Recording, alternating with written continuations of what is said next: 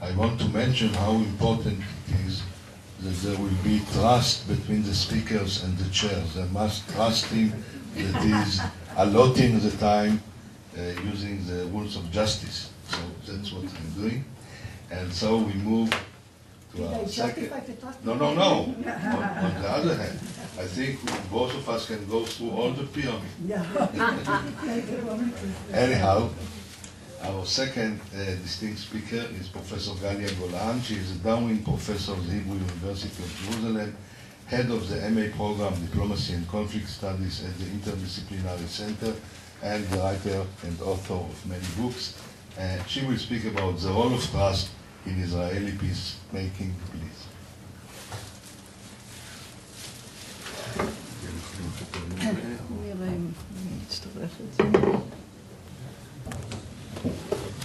Now I see the problem. Okay, you hear me? Yeah? Okay. I'm very tempted to explain how I got to the top of the list, but I do want to say that I wasn't there 50 years ago. It was a process, a learning process. In any case, we've had most of the theoretical approaches to trust, and so I just want to make 5 quick points about trust. Obviously, it has many meanings. Basically, I look at it as the belief that the other side is sincere or forthcoming, that there's credibility, that the other side will do what it says it will do, or that is willing to honor whatever commitment it makes. Number 2, trust can be based on many things. Most of all, I think, the perception of the other side, which can be influenced by intelligence, by history, by experience, by ideology, how we perceive the other side. 3, absence of trust is not necessarily mistrust or distrust. It may simply be uncertainty regarding the future, what will happen if there are new leaders come in, a new regime, or the ability of the other side to implement. 4, it's difficult to measure trust or mistrust, but I think it has a lot to do with the perception of the degree of risk or the perceived threat. These may be the keys to measuring trust or mistrust. And 5, we often, or leaders certainly, often have to deal not only with leaders' trust, their own trust, but the trust of the public, that is, does the public trust the other side, and the public on the other side, Bob Putnam's 2-level games, where you have to think in terms of the other side and their trust or mistrust or trustworthiness. In any case, in the research I've done, I just recently wrote a book that's about to come out, I hope, on where I tried to look at the factors that made for breakthroughs or failures in Israeli peacemaking since 1967.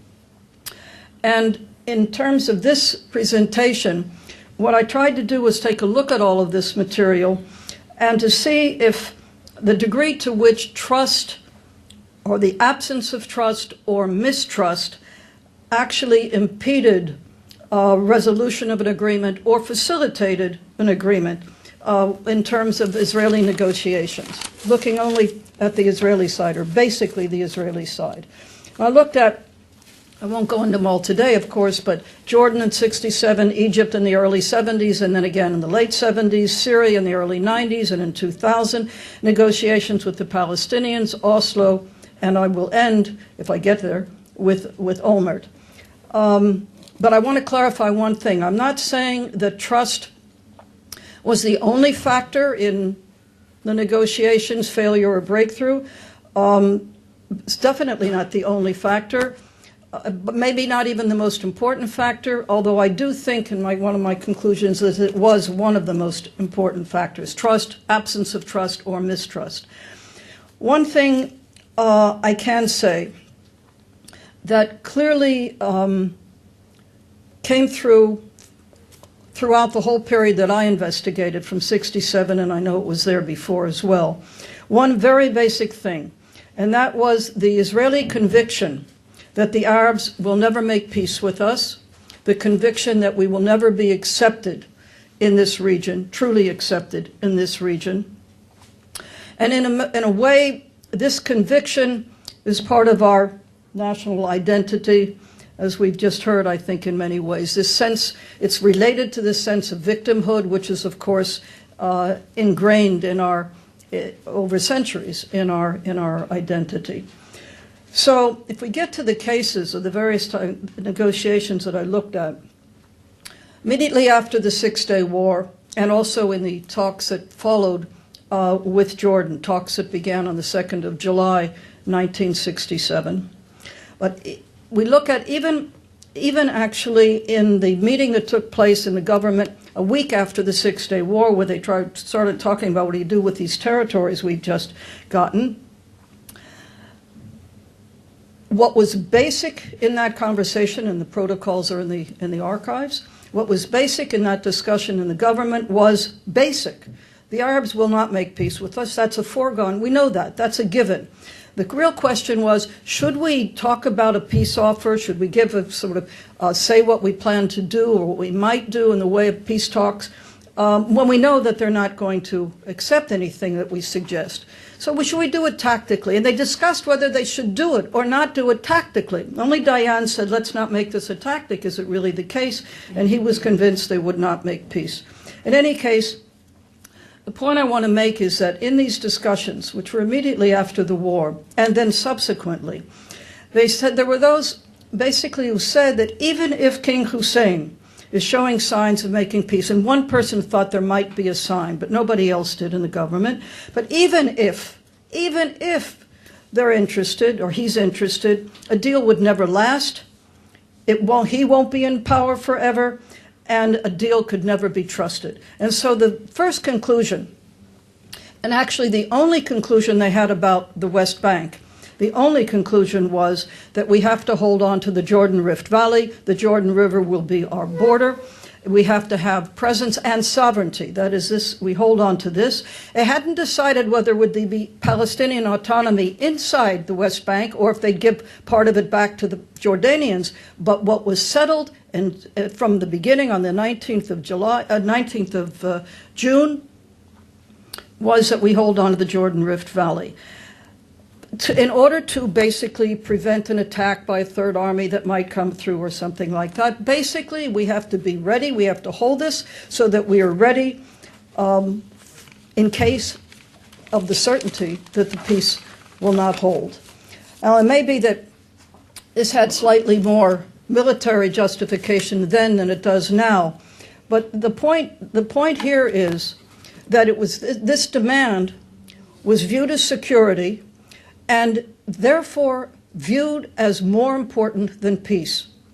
And in fact, King Hussein actually said to the negotiators from the government, that if you have peace, you'll have security. Why do you need this?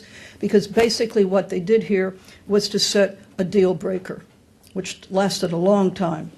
The other deal breaker, by the way, was Jerusalem, East Jerusalem, which for religious and emotional reasons, historic reasons, was to be kept. That was the other decision that they made. There was even a security element to it in terms of expanding the borders of East Jerusalem.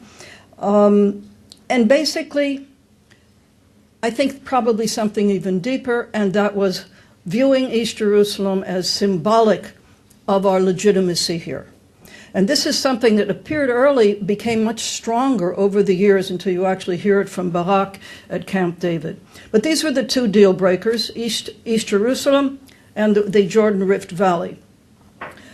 But it was not only in this context. You see it also with regard to Egypt, 1971, when there were offers, 1973, before the war, when there were offers from the Egyptians, and offers that were rejected because the view was, again, they will never make peace with us, it could never last, and therefore we have to have certain territory. Security outrules peace.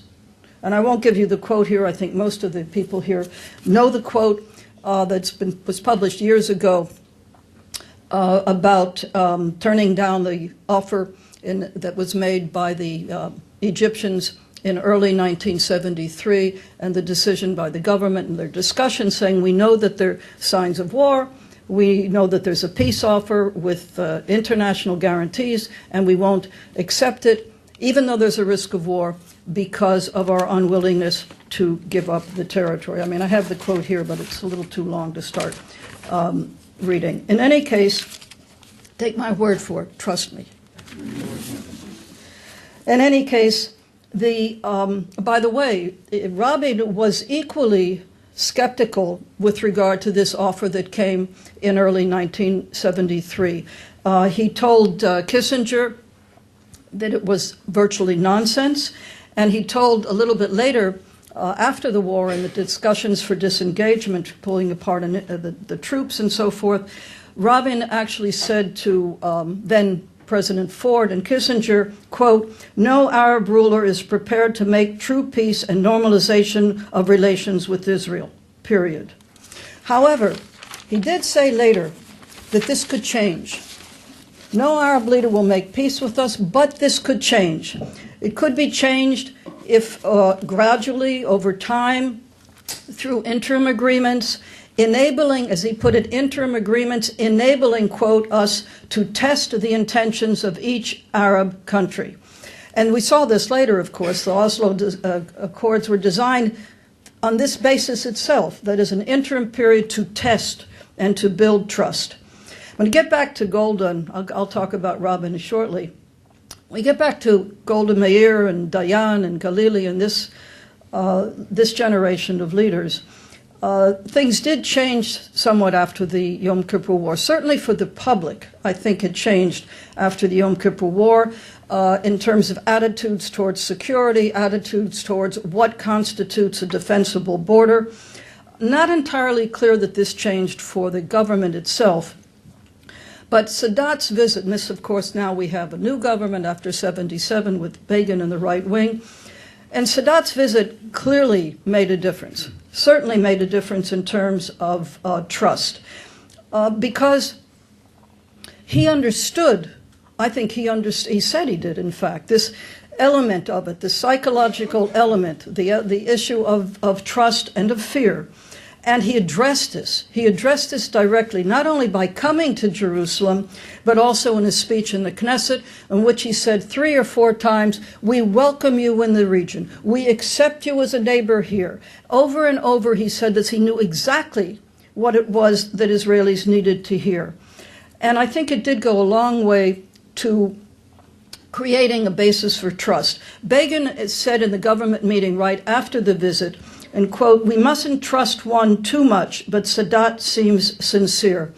And even Ezer Weizmann, who did definitely come to trust Sadat in the course of the Camp David talks and so forth, when the signing of the peace treaty took place, he did nonetheless say to the Egyptians that we cannot be dependent upon you. The president is here today. He may not be here tomorrow. Our strength is our deterrent. At least he didn't say land or military presence. He said our strength is the deterrent. That's going to be what will come basically instead of trust. And in this case, also, by the way, Begin, who didn't trust, as they said, he thought Sadat was sincere, but he was very, very careful.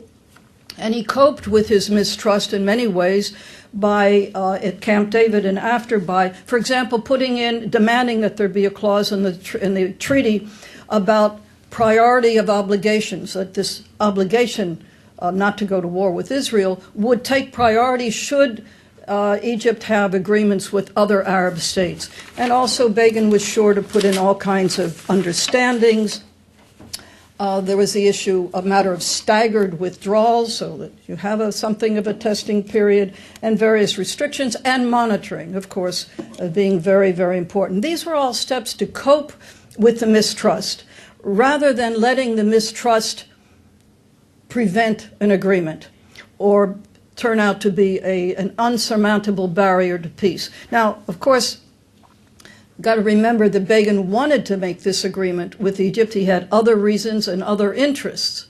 And so he was willing to cope with his mistrust, to find ways to prevent it from being a barrier to peace, but for other reasons, and it having very little to do with trust. I mentioned Rabin's view. I want to get back to Yitzhak Rabin. And we do know in the beginning of the Oslo talks or the Oslo period, Rabin told the Americans that he certainly didn't trust Arafat, that Arafat was a liar and untrustworthy, I quote. But by the way, there are many personal reports that say that by the end, there was a degree of trust between Rabin and Arafat. But where Rabin's mistrust was most apparent was in his talks with Syria. And in a sense, that's a little surprising because Syria was very well known to have maintained the disengagement agreement signed in 1974 and renewed it every 6 months very loyally over the years. So in a sense, Syria was trustworthy. But here's where we really see Rabin's mistrust in any number of things. First of all, he kept demanding signs, evidence of trust, evidence that we could trust, that he could trust Hafez al-Assad. He wanted CBMs, he wanted confidence-building measures, he wanted a summit. He was looking for signs of trust. Second, he had very specific security demands to minimize the threat in the future. One of these demands was the thinning of Syrian forces around Damascus. And Assad said then, but if you have peace, what do you care about forces around Damascus? Same kind of question, by the way, that Jordan, the King of Hussein, asked. If you have peace, what is your concern here if we're in a situation of peace? Number three, testing. He wanted a testing period. This was typical Rabin. He wanted a testing period, a long period of phased withdrawal in which the intentions of the other side could be tested.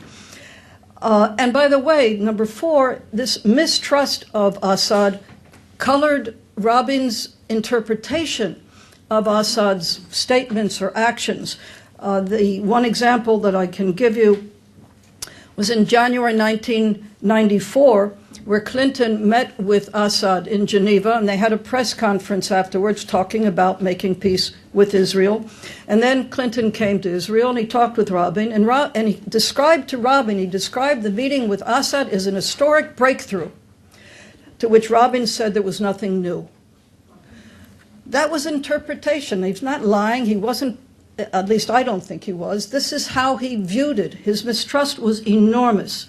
And finally, the fifth element here was that he withheld an open commitment regarding withdrawal, total withdrawal from the Golan Heights to the 4 June 67 lines. And all of these things, by the way, fed Assad's mistrust. It wasn't just one-sided. Of course, it's very hard to know if it was Rabin's mistrust that impeded agreement with Syria, because Assad certainly was not an easy case.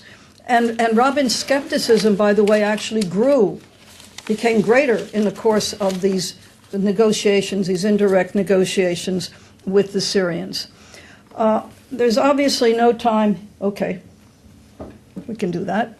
Obviously, there's no time to go into everybody.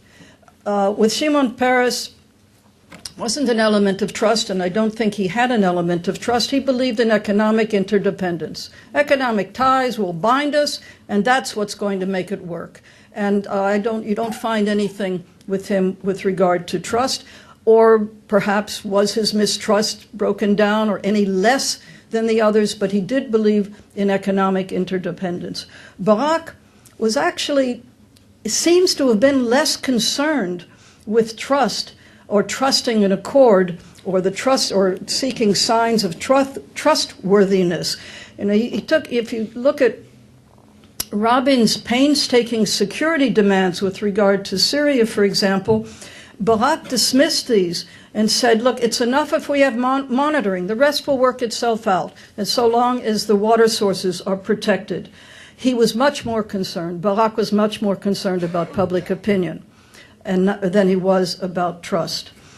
And finally, a word about the Palestinians and negotiations with the Palestinians and the issue of trust. Because the Palestinian issue, as we've heard quite thoroughly, I think, in the course of these past 2 days, was the core of the conflict. And it is the issue that's most closely connected or related to identity and deep-seated mistrust.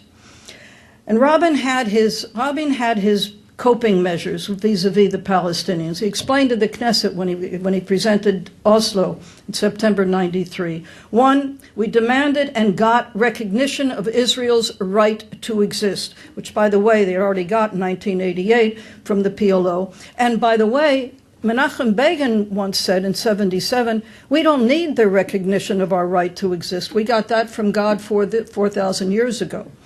I would like to send that to Bibi, but never mind. A second coping measure was, as he explained to the Knesset, we calculated the risks. These are calculated risks, and there will be no harm to Israeli security. 3, the strength of the IDF is there if we need it, God forbid, as he put it. 4, an interim period of testing. And 5, he withheld the end game. Even in his last speech to the Knesset in October 95, he spoke about an entity that is less than a state.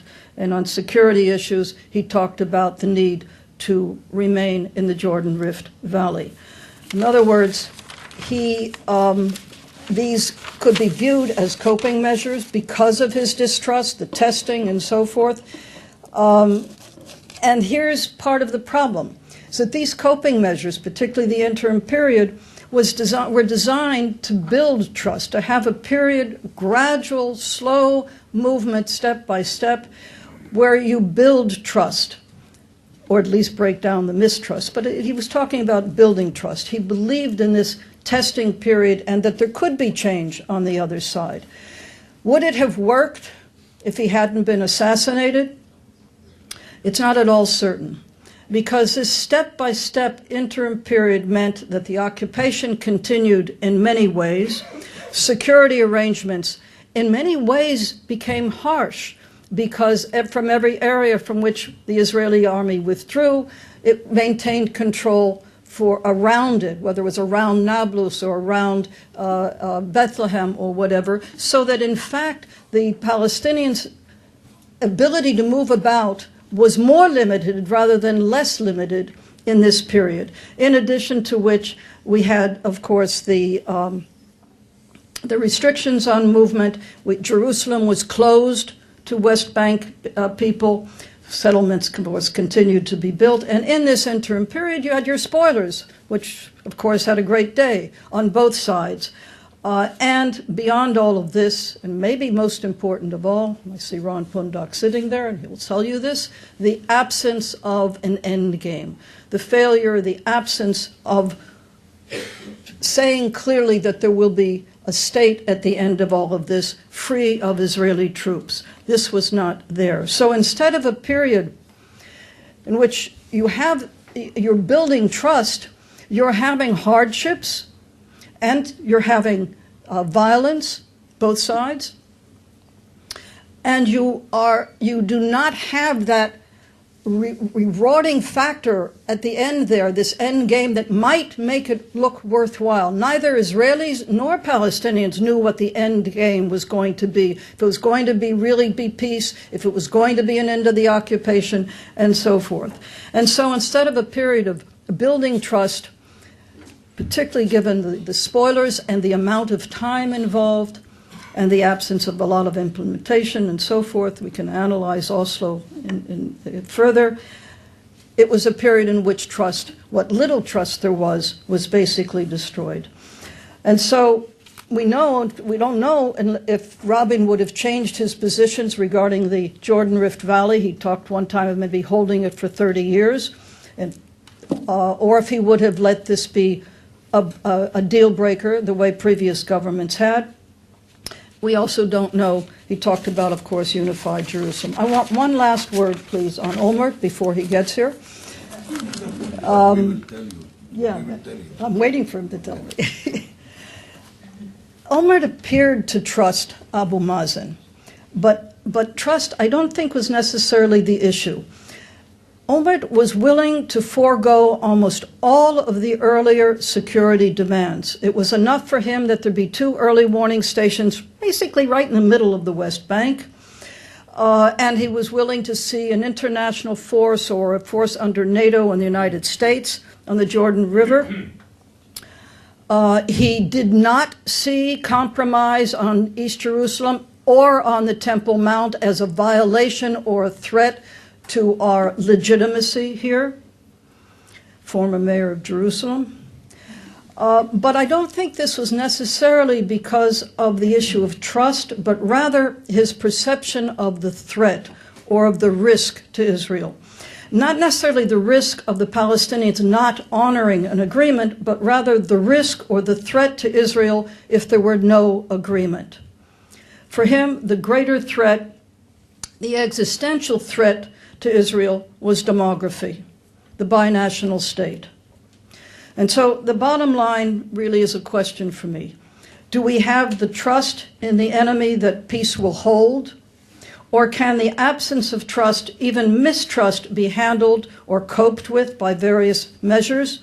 And can these measures be applied, or will they not be applied, and permitted to be obstacles to peace? Or to put in other words, will our coping measures, such as a military presence in the Jordan Rift Valley, which has no military value today, such as a presence in the Jordan Rift Valley, or full control over East Jerusalem and the Temple Mount, will these things be chosen not just as coping measures with this trust, but instead of peace? And that, I think, is the bottom line. Thank you.